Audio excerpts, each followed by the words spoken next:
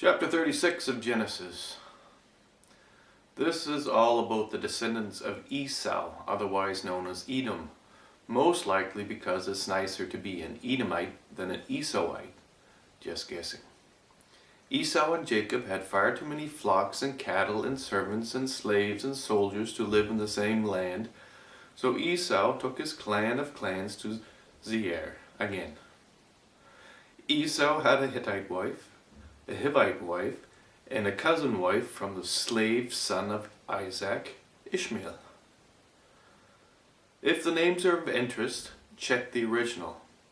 However, just because it is a tedious list of names does not exclude it from the possibility of being fiction.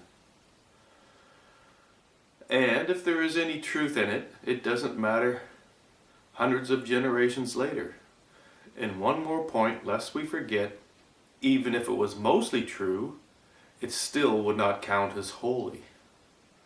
The real that we are now learning through discovery is more grand, much more grand.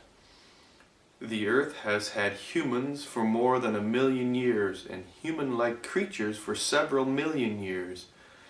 And before our ancestors were primates, as we still are, they were something else.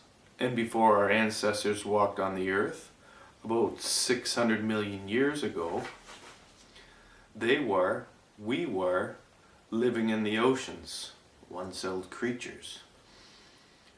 And our makeup, that which we are, the cells, are everything about us, it is all very intermarried, over and over since millions of years, about billions of years.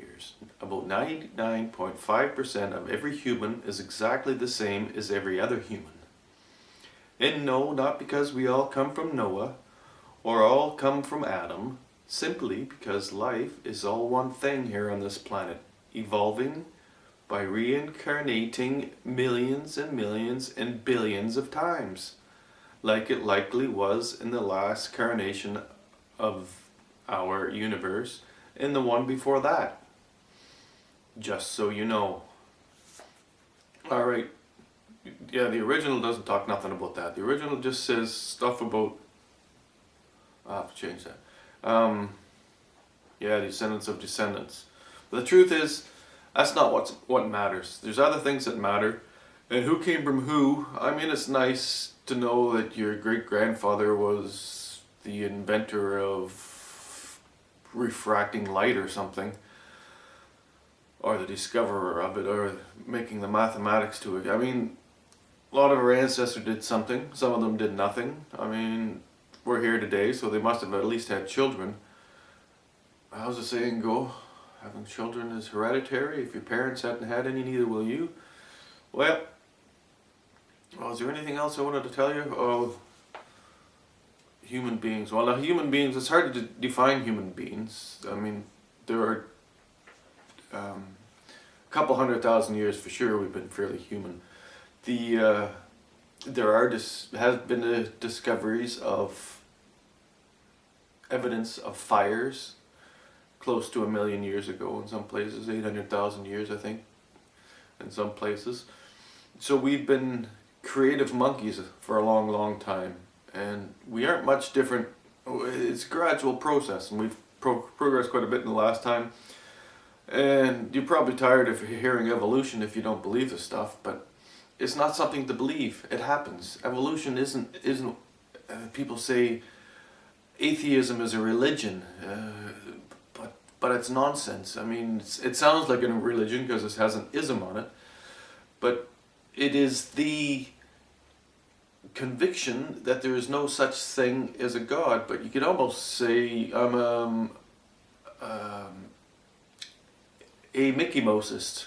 I mean, I don't believe in Mickey Mouse. I mean, I know that a lot of people have seen images of Mickey Mouse, but to say that Mickey Mouse was God, I mean, most people would agree that's nonsense. But if you say that God wrote a book, a bad book, I mean, it's not evil, although there's a lot of evil in it, to say that God was responsible for writing the holy book, whichever one you choose. I think there's 8 of them.